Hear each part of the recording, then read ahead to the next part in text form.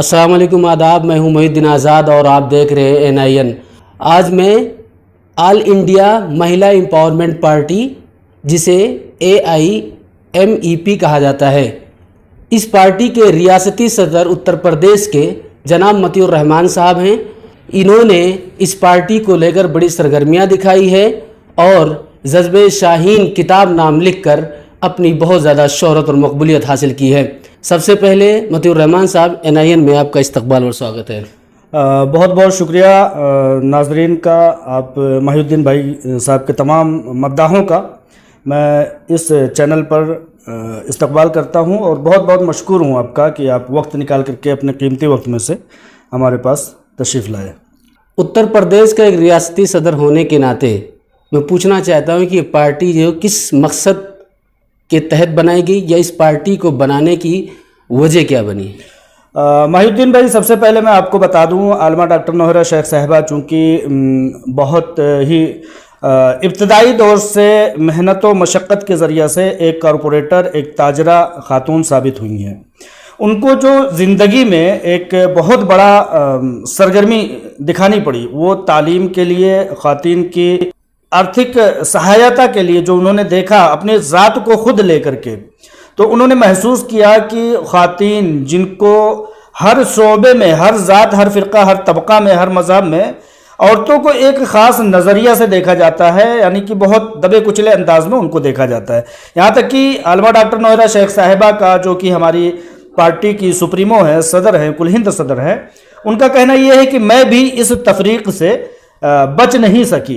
यानी कि अगर घर में कोई मर्द ज़ात है तो उसके लिए तालीम और तमाम तरह से आसाइश, और अगर ख़ातून है तो उसके लिए यह है कि भाई थोड़ा मोड़ा पढ़ाई करवा दो, उसकी ज़रूरत क्या है, उसको तो एक घर संभालना है। तो उन्होंने ख़ातीन की मामलात को ले करके आगे बढ़ी।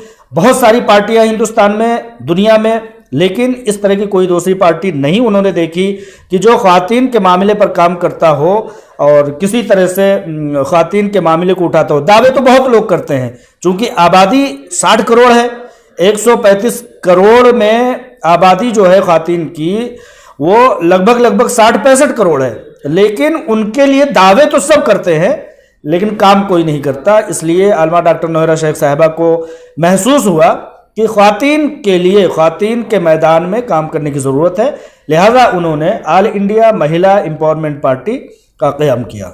हीरा गोल्ड नाम का जो एक ग्रुप चलता था, जिससे बहुत सारी चर्चाएं हुई, उसमें कुछ लोगों को गलतफहमियां भी हैं, शक शुबहात भी हैं, और उसमें कुछ लोगों ने अपना पैसा जो इन्वेस्ट किया था, उसमें कुछ औरतों के ज़ेवरात वगैरह भी लगा के रखे थे कि ताकि हमें इस चीज़ से बेनिफिट, मुनाफा हो।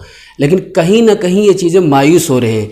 क्या उन लोगों के बारे में, क्योंकि आप एक रियासती एक सदर हैं, क्या उस सिलसिले में नौहरा शेख साहब से बात होती है? उनको आप क्या मतलब पैगाम देना चाहें कि हाँ, उनका पैसा कहीं जाएगा नहीं, उसको किसी तरीके से गलत फहमियाँ लोग जो होते हैं, जिनको ऐसा लगता है कि उनकी मार्केट डूब रही है, जैसा कि आपने फरमाया कि लोगों ने अपने ज़ेवरात तक हीरा ग्रुप ऑफ कंपनीज़ में बेच करके अपने पैसे इन्वेस्ट किए थे, बहुत बेहतर है। अब आप ये देखिए कि हीरा ग्रुप ऑफ कंपनीज़ में अगर कोई खातून 1 लाख रुपए जेवर बेच करके लगा देती है तो उसको हर महीने के हिसाब से लगभग 20 साल से इस्तेफादा हो रहा था। अब दूसरा एक रुख ये हो गया। दूसरा रुख आप ये देख लीजिए कि जब एक खातून परेशान होती थी, उसको 20,000 रुपए की ज़रूरत पड़ती थी, तो वो क्या करती थी, वो अपने उन 1 लाख के जेवर को ले जाकर के बैंक में रखती थी। तो अब चूंकि हीरा ग्रुप ऑफ कंपनीज में 1 लाख रुपए के जेवर को लोगों ने, खातिन ने रख दिया, मुसलसल उनको बगैर गुनाह में डूबे हुए उनको इस्तेफादा हो रहा था। दूसरी जानिब बैंक से वो जेवरात छिन गए। बहुत सारे लोगों ने बैंक से पैसे लगा करके, पैसे उठा करके कंपनी में लगाए, जो कि सूद से पाक तिजारत हीरा ग्रुप ऑफ कंपनीज थी। दूसरी तरफ बैंक में जो है वो सूद से मुलव्विस था। तो लोगों ने जब दीनी पैमाने पर इस चीज़ को नापा तो उनको लगा कि हीरा ग्रुप ऑफ कंपनीज सूद से पाक एक कंपनी है, तो इसमें लोगों ने अपने इन्वेस्टमेंट किए। सन 2000 से लोगों ने 2018 तक इस्तेफादा किया। दरमियान में बहुत लोगों ने कंपनी को टार्चर किया, कंपनी को बदनाम करने की कोशिश की थी, लेकिन जितना ही दबाओगे उतना ही वो उभरेगा। कंपनी इस कौल के मुताबिक उभरती गई, आगे बढ़ती गई, लोग बदनाम करते गए, यहाँ तक कि अभी पिछले दिनों एक कॉन्फ्रेंसी खेली गई, साजिश का दौर चलाया गया और कंपनी को आर्जी तौर पर रोकने की कोशिश की गई है। लेकिन अल्हम्दुलिल्लाह अब कंपनी बाहर निकल चुकी है। आपने कहा कि लोगों को मायूस होने की ज़रूरत नहीं है, बिल्कुल मायूस होने की ज़रूरत नहीं है। आलमा डॉक्टर नौहरा शेख साहिबा जब दौरान गिरफ्तार थी उस टाइम भी जिस तरह से भी सहूलियात हो सकते थे, सैकड़ों करोड़ रुपए दीगर जराए से, पैसों से और जराए से, जैसे कि सोना गोल्ड है, उस जराए से लोगों को दिया। जब वो गिरफ्तार थी क्या ज़रूरत थी उनको देने की, लेकिन उनका मकसद नेक है, उनका मकसद अच्छा है, उन्होंने दिया। जब से ये बाहर रिहा होकर के आई हैं तब से हज़ारों करोड़ रुपए लोगों को दे चुकी हैं, जबकि ना उनका बैंक खोला गया, बैंक अकाउंट नहीं खोला गया, उनका डेटा वापस नहीं किया गया, उनकी प्रॉपर्टीज नहीं छोड़ी गई, मतलब कि डिपार्टमेंट की तरफ से कोई भी सहूलत नहीं दिया गया।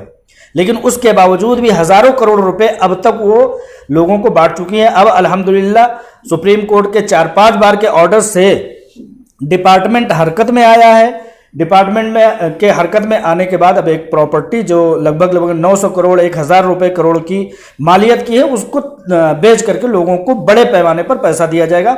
लिहाजा आपके कहने के मुताबिक क्या मायूस होना चाहिए? नहीं, कतई किसी को मायूस होने की ज़रूरत नहीं है, क्योंकि ये सारे जो तसलसल जो चीज़ें मैंने बताई, मतलब कि पैसा सबको मिलेगा, थोड़ा देर सही। नहीं, देर तो जो होना था वो हो गया।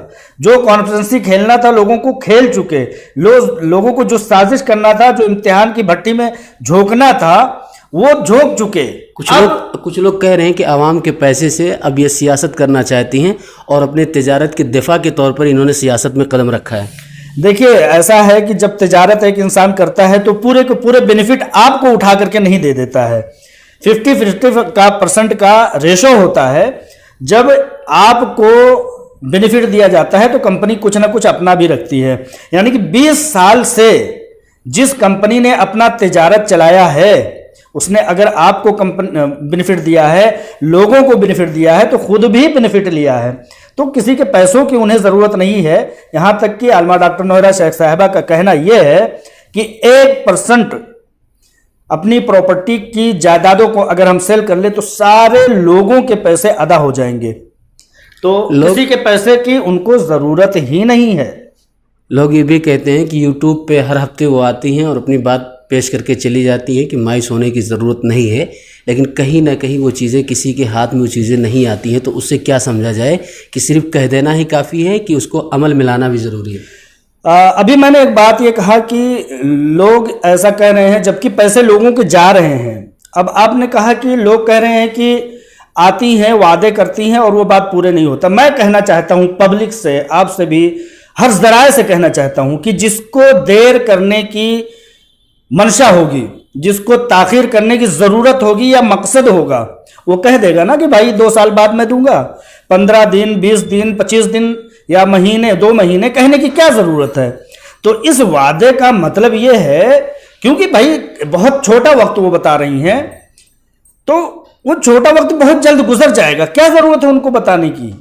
उनको बताने की ज़रूरत नहीं है। बताने की ज़रूरत इसलिए पड़ी कि लोग तसल्ली में रहें, तशफ़ी में रहें, उनको एक उम्मीद नज़र आती है। वरना अगर वादा ही करना होता तो सुप्रीम कोर्ट के ऑर्डर के मुताबिक, जैसा सुप्रीम कोर्ट ने कहा है कि आप बिजनेस करके लोगों को पैसे अदा करते जाइएगा, लेकिन वो चीज़ उनको मंजूर नहीं है। लोगों के पैसे चले जाएं, लोगों की अदायगियाँ हो जाएं, उनका मकसद ये है चाहे मेरी प्रॉपर्टी जाए, रहे न रहे, बाद में प्रॉपर्टियाँ खरीद लेंगे, लेकिन लोगों की मुश्किलात ख़त्म हो जाए, इसलिए वो जल्द से जल्द करना चाहती है, इसीलिए वादा भी करती हैं। अगर वो कहते हैं कि मुझे 2 साल में देना है तो कोई अदालती कार्रवाई है, कोई कुछ नहीं कर देगा। सहारा सुब्रत राय ने आज तक वादा ही नहीं किया, किसी ने क्या कर लिया?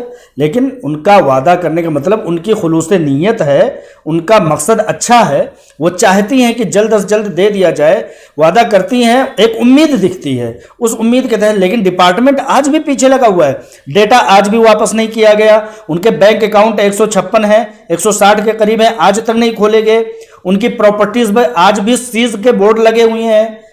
तो भाई जब आदमी उम्मीद रखता है कि हाँ ये हो जाएगा, वादा किया जाता है आगे से, तो वो एक उम्मीद दिला देती हैं। लेकिन अब किसी वजह से नहीं पूरा हो पाता तो उनकी खुलूस नीयत ही समझा जाए, इंशाअल्लाह ताला बहुत जल्द वो काम हो जाने वाला है।